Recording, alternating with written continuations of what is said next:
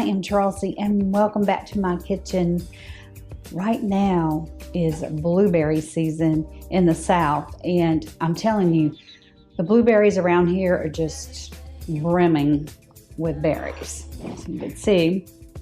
So what I want to do over the next couple of weeks is show you some easy recipes for you to use this great fresh crop, and I'll also teach you how to freeze them as well. We're going to make a traditional Southern cobbler.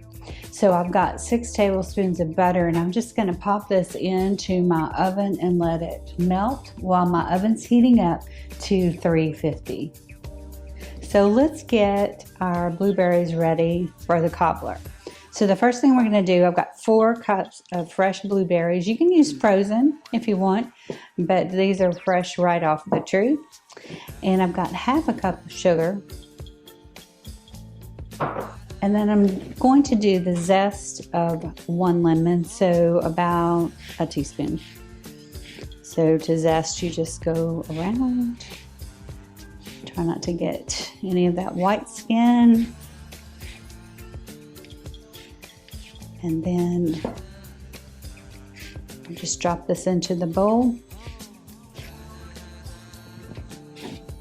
There we go. I'm gonna mix this up. And so it's sort of macerating, I guess, the blueberries. The sugar is gonna extract liquid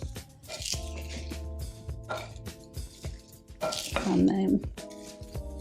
Okay, so I'm gonna set this aside and we're going to make the batter. So this is an easy one for measurements, because you're going to have a cup of sugar, a cup of flour, and I'm going to run it through the sifter just because I like that lighter flour, especially for desserts. So I don't want any clumps of flour in here. We were out shopping one day and we saw one very similar to this. This is an ancient antique. It was my mom's. So it's probably 80 years old. But anyway, we picked it up and it was just so lightweight compared to this. They used to make things really sturdy back in the day. Now we're going to add 2 teaspoons of baking powder. And that's going to help this to rise. And 1/4 teaspoon of salt. Remember, salt is your flavor enhancer.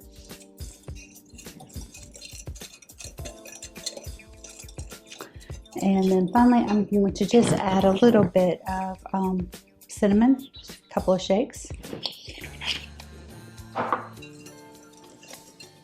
And the liquid is 3/4 cup of just regular whole milk.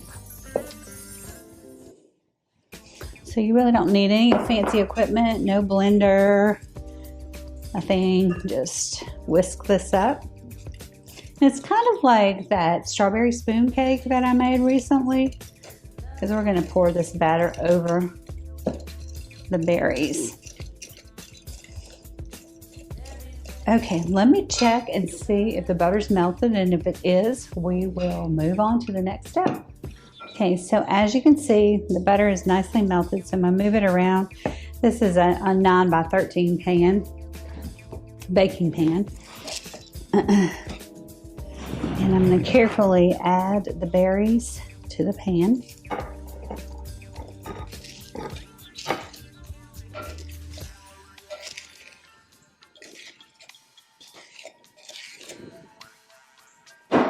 Just set that aside.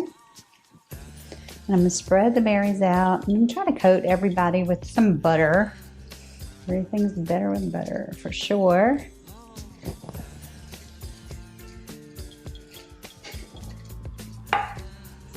And now you're not going to believe it. We're just going to drizzle this batter over the blueberries. Just like I did with the strawberry spoon cake.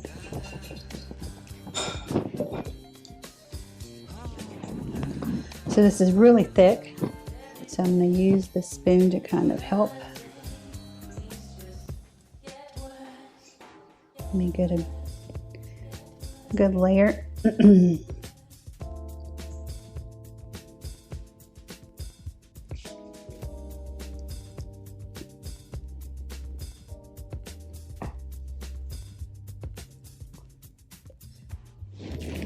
Not very complicated, but oh so good. This is a really traditional dessert in the South, especially during blueberry season. My friends in the Carolinas do this with peaches.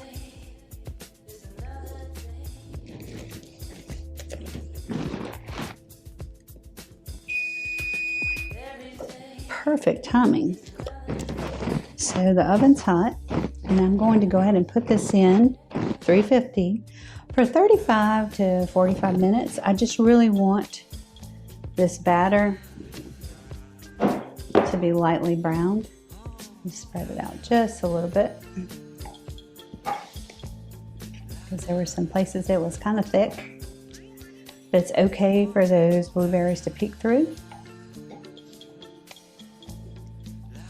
Now I'm going to pop this in the oven 35 to 45 minutes. I'll just check on it, and once it's browned, it'll be ready to serve. And traditionally you serve this with a dollop of vanilla ice cream on top. So I'll show you what it looks like in just a few minutes. So I pulled this out of the oven after about 35 minutes, and what you're looking for is this light brown crust. So you can see this is lightly browned. The blueberries are just busting with flavor. And what I will do, I'm going to let it cool off because it's still piping hot. I'll let it cool off just a little bit, and you can serve this warm with a dollop of ice cream on top, or you can let it completely cool off and serve it with ice cream, or it's actually great plain. I want to thank everybody for watching. I will show some pictures in the beginning of how this looks once it's plated up in the beginning slides, so that you can see how to serve it. But just try this one. It's so easy, done in less than an hour, and most of that was cook time. So thanks for watching. I really enjoy cooking with all of you. I love your comments. If you have any suggestions, just let me know what we can try together. You know, I'm on this quest to do 52 new desserts. So every week I'm going to try something new, and I'll give you some feedback on whether it was great or how we can improve it. So thumbs up please, and subscribe if you haven't already, and I will see you again next weekend.